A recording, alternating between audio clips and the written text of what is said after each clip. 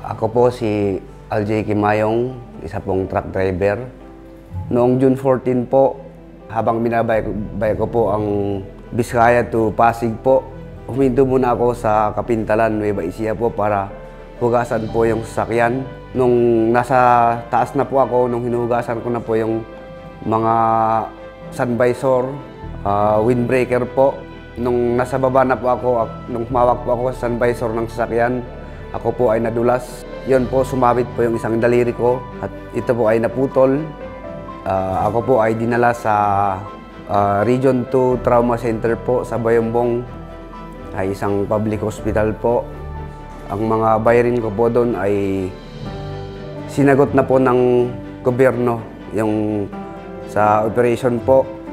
Lahat po, yung konti lang po yung nabayaran ko na tulong ng OBI po, sa tulong rin ni Sir Angel. Ako po ay nakareceive ngayon ng cheque na nagkakahalaga ng 51,000 po.